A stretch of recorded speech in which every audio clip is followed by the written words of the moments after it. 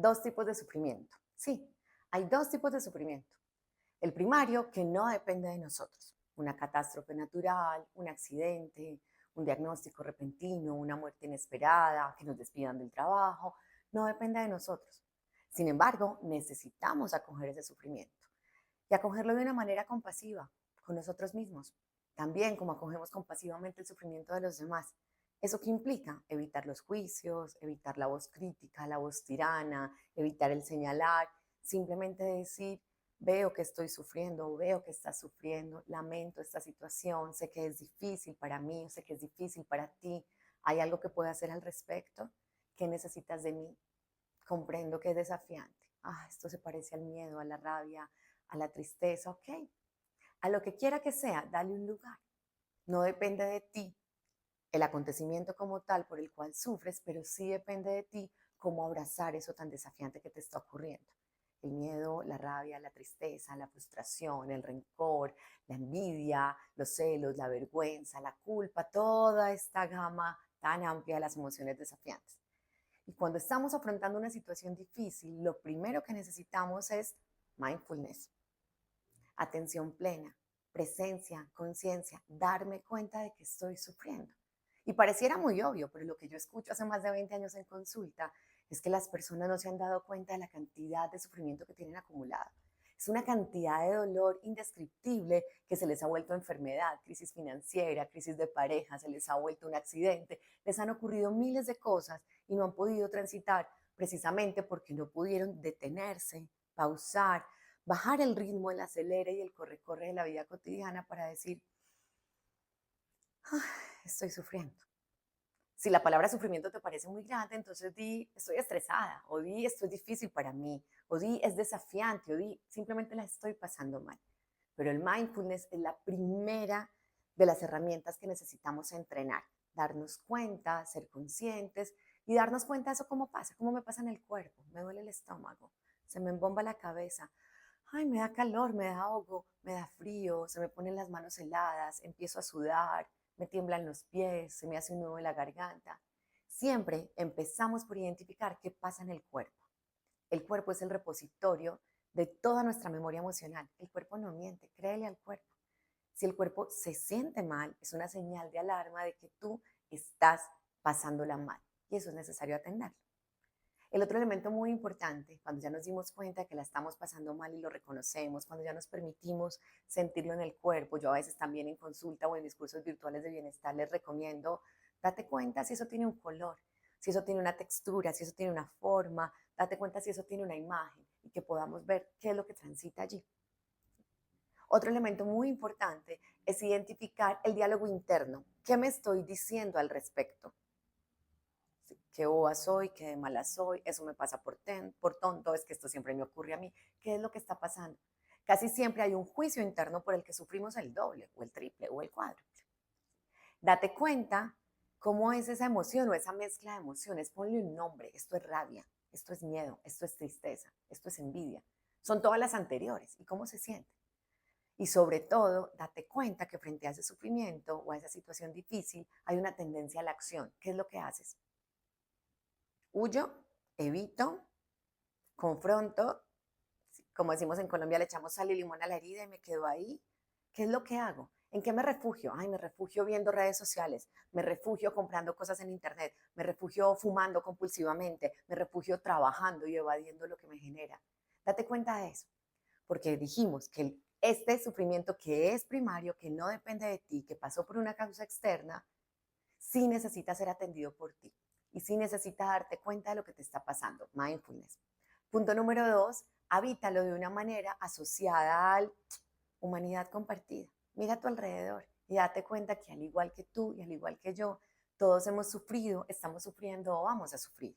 Y es muy importante identificar eso para que nuestra mente no tenga el juicio de, no, esto solo me pasa a mí, qué mala soy. Estoy solo y loco en esta situación. Eso me pasa por tonta, qué rara soy. No, ese juicio no nos ayuda a nada. Nos ayuda mucho más a entender que hace parte de esta condición humana, que todos y todas tenemos un tricky brain, un cerebro complicado, que a veces nos salen malas pasadas y que afrontamos muchas situaciones que no están en nuestro margen de maniobra. Todos afrontamos dilemas con la sexualidad, con el dinero, con la muerte, con la enfermedad, con la violencia. todos los seres humanos afrontamos eso. Ese es el segundo elemento, humanidad compartida. Y el tercer elemento es este que hemos venido trabajando, de la compasión o la autocompasión. Esta conexión con el dolor propio y ajeno para poder decir, lamento que la estés pasando mal, ¿qué puedo hacer por ti? Si frente a esa situación de sufrimiento primario entrenas estos tres elementos, mindfulness o presencia plena, humanidad compartida, al igual que yo, y autocompasión que nos lleva a la autoamabilidad, a decirnos frases bonitas, a darnos palabras de aliento, a validar nuestra emoción, te vas a dar cuenta que eso que es una carga va a ser mucho más llevadero. Y el segundo tipo de sufrimiento, que es el que me encuentro aún más en la consulta todos los días de mi vida hace más de 2 décadas, es lo que llamamos el sufrimiento secundario. Y es secundario porque casi nunca tiene que ver con una situación real, difícil, externa, como una catástrofe natural, sino con algo interno. Como decimos, se te prendió Mindflix. Tu mente te está contando una serie de películas mentales que lo van a hacer más difícil y estás sufriendo mucho más de manera innecesaria. Es innecesario que si yo ya tengo un sufrimiento primario porque mi pareja decidió terminar la relación, no está en mis manos, él lo decidió o ella, ok, no está en mis manos. Lo que sí está en mis manos es no agregarle sufrimiento secundario. No empezar a buscarle en redes sociales, no empezar a seguirle la pista, no quedarme ahí obstinadamente insistiendo en recuperar la relación, no obstinarme una otra vez en leer los mensajes, en escuchar la música, en decir no me vuelvo a enamorar totalmente. ¿Para qué? En montar toda una telenovela colombo-mexicana y venezolana en la que el drama es el principal ingrediente. Con que haya sufrimiento primario ya es más que suficiente. No necesitamos agregarle más. Si además yo empiezo a ver todos los sesgos cognitivos en la manera en la que mi mente procesa la información y digo es que todos los hombres son iguales, es que ninguna mujer vale la pena, es que a mí siempre, es que a mí nunca, ese tipo de generalizaciones va a hacer que sufra muchísimo más. Si además creo y me lo tomo personal, que solo a mí, que solo me pasa a mí, que me hicieron vudú, que tengo una maldición, que soy el más de malas del mundo, la más de malas del planeta, voy a sufrir mucho más. Se llama personalización. Si hago lo que en psicología llamamos visión de túnel y es esta sensación de no tengo salida, alguien te dice, ay, ve a terapia, no, eso no sirve. Ay, mira este grupo de apoyo, no, eso para qué. Ay, estoy leyendo un libro sobre el duelo, no, no me interesa. Ay, mira este podcast, escucha esto. Y yo digo, no, no, no, no. Estoy haciendo visión de túnel. Estoy cerrando mi campo de posibilidades y lo que estoy haciendo es poniéndome obstáculos a mí misma en esta situación. A eso es a lo que llamamos sufrimiento secundario. Si yo además me dedico a tomar licor, si yo además me dedico a descuidarme, entonces ya no hago ejercicio, entonces ya no salgo con mis amigas, entonces no voy a terapia, entonces solo me dedico a lamerme las heridas del desamor, eso es sufrimiento secundario. La voy a pasar mucho peor. Ese sí es evitable, ese es innecesario, ese sí está en tus manos. Y precisamente es lo que yo hago en mi trabajo cotidiano con mis pacientes y con mis estudiantes de los cursos virtuales de bienestar. Acompañarlos para que se den cuenta si están en sufrimiento primario o sufrimiento secundario. Si están en el sufrimiento primario, aquello que acontece fuera de su control, ok, ¿cómo nos atendemos de una manera autocompasiva y consciente?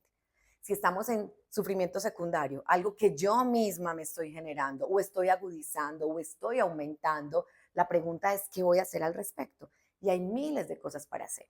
Desde decirle a la mente, stop, para, deja de contarme estos cuentos tan dramáticos y catastróficos. Desde decirle a la emoción, vale, le voy a dar un lugar a la tristeza, pero la tristeza es una emoción primaria que va a pasar, no me va a quedar eternamente triste. Es como, ya lloré, ya escribí, ya me desahogué, ya fui a terapia, ya le conté a alguien, ya dibujé. Listo, ¿qué sigue? ¿Qué sigue? Seguir la vida. Respiro, me calmo, me seco las lágrimas, hago lo que tenga que hacer y retomo la vida. ¿Sí? O con la rabia. Listo, ya desahogué mi rabia. Escribí la carta, la quemé, la rompí, me metí a clases de boxeo, le pegué a una almohada, empecé a dejar salir mi rabia sin que le haga daño a nadie, ni a mí misma, por supuesto. Y ya hay un momento en que uno dice, se acabó el tiempo, suficiente, voy a seguir mi vida.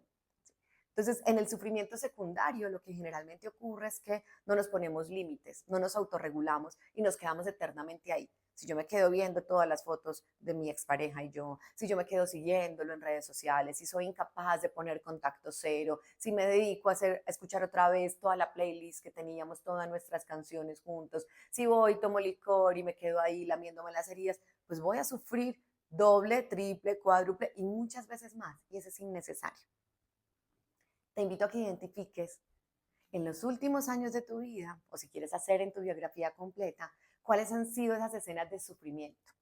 Identifica si han sido sufrimiento primario, no estaba en tus manos, y qué hiciste al respecto, con eso que sentías, no con cambiar la situación, porque no está en tus manos. O si por el contrario era sufrimiento secundario y lo que ocurrió es que, como decimos en Colombia, tú mismo o tú mismo le echaste más sal y limón a la herida, te la pusiste más difícil, ¿sí? Te dedicaste a empelicularte, como le llamamos, a contarte un cuento que lo hace más difícil. Siempre frente a una situación compleja o desafiante, nos contamos una historia. Y es diferente que yo me cuente una historia en la que diga, Ana es una mujer que está sufriendo porque alguien a quien quería mucho terminó una relación, esa es una historia real, a decir, Ana es la única mujer en el mundo que sufre por de malas porque todos los hombres son iguales y nadie le da lo que ella realmente se merece y está destinada a sufrir por esto y nunca más reencontrar el amor. Ese segundo, que tiene ese tinte dramático de Mindflix, que mi mente se inventa unas películas súper terroríficas y dramáticas, hace que sufra mucho más y es innecesario. Y ahí tendría sentido y te invitaría a que te preguntaras, a lo mejor tienes alguna ganancia secundaria que te impide soltarlo. Yo sé que esto no es voluntario y no es racional, no es consciente. Lo sé. Ojalá fuera a punta de voluntad. Casi que los psicólogos y las psicólogas no tendríamos trabajo. Yo sé que es una cosa inconsciente, en piloto automático, involuntaria, pero te invito a que por lo menos abras la pregunta. Si esto es sufrimiento secundario, ¿será que yo obtengo alguna ganancia y por eso es que me mantengo ahí? Perpetuando este dolor porque obtengo mucha atención, porque me estoy victimizando, pero alguien me da algo a cambio, unas palabras de aliento, mucha ternura, mucha compasión. ¿Qué es lo que hace que yo perpetúe este sufrimiento? Algo debe estar ocurriendo aquí. Te invito a que te preguntes qué te impide pasar a la acción. ¿Por qué estás en modo parálisis? ¿Por qué estás en modo evitativo? ¿Por qué te quedaste como suspendida en esta situación? Y abriendo esta serie de preguntas vas a poder ir transformando las situaciones. Pero sobre todo, cuando tomemos las riendas, cuando asumimos la responsabilidad de nuestra vida y no nos pasamos diciendo es que mi papá, es que mi mamá, es que Dios, el presidente, es que Júpiter, es que Mercurio retrógrado, es que me hicieron vudú. No, no es afuera, es adentro. Cuando uno dice es que yo sigo, como decimos en Colombia, dando papaya en esta situación, en esta relación y tengo dificultades para poner límites. Es que yo me descuidé y prioricé las necesidades, el tiempo y todo de mi pareja y no las mías. Y ahora que mi pareja termina la relación, yo me siento como sin norte y perdida. Ah, es que yo, es que yo, voltea el dedo, a lo mejor he sido muy permisiva. A lo mejor me cuesta poner límites. A lo mejor me descuidé mucho y prioricé a mi pareja, sus hobbies, sus tiempos, sus amigos, sus deseos. Y ahora que mi pareja no está, me quedé sin rumbo. Es que yo tengo dificultades para estar sola y me refugio entre una otra relación. Es que yo, aunque no lo quiera, estoy repitiendo la historia de mis papás. Es que yo tengo varios duelos pendientes de parejas anteriores, pero no he hecho lo que me corresponde, no he ido a terapia.